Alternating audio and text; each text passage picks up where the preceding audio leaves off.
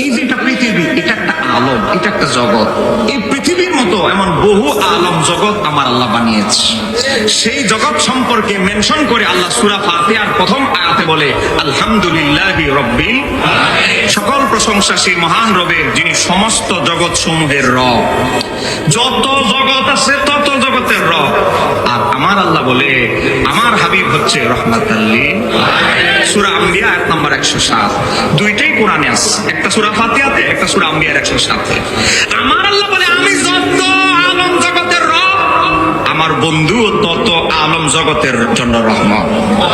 তাহলে বলে অন্যান্য নবীদের যে স্পেস, তাদের আয়াতন, নবুয়তের পাওয়ার, নবুয়তের এরিয়া, সেটার সাথে আমার নবীকে মিলাইলে কি হবে?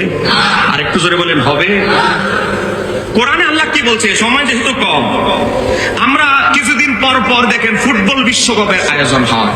4 বছর না 5 বছর না 4 বছর বলেন। এই যে ফুটবল বিশ্বকাপের আয়োজন হয়, এটাকে বলা হয় বিশ্বকাপ। হ্যাঁ বলেন না, কি কাপ? বিশ্বকাপের ভিতরে দুনিয়া সারা, আসমান জগৎ থেকে, বিভিন্ন জগৎ থেকে আর কোন ফিলিয়ার দেশ খেলাধুলা করে? এই দুনিয়ার ভিতরে যারা আছে তারাই খেলাধুলা করে। বিশ্বের থেকে বাছাই করে বিভিন্ন দলকে নেওয়া হয়। তার মানে বিশ্ব আমরা বুঝি একটা দুনিয়া, একটা এরিয়া। কিন্তু আমার আল্লাহ কি বলছেন কোরআনুল কারীমে সূরা সাবা আয়াত নাম্বার 28, সেখানে বলতেছে আমা আরসালনাকা, ও আমার হাবিব আপনাকে আমি পাঠিয়েছি কোথায়? ইল্লা কাফাতাল লিন-নাসি বাশীরান ওয়া নাযীরা, সমস্ত মানুষ, সমস্ত জাতির জন্য বাশীর নাযীর হিসেবে প্রেরণ করেছি। এই জায়গায়, অন্য জায়গায় আয়াতের ভিতরে এসেছে, এই আয়াতের তাফসীরে, তাফসীর ওয়াহিদের ভিতরে এসেছে।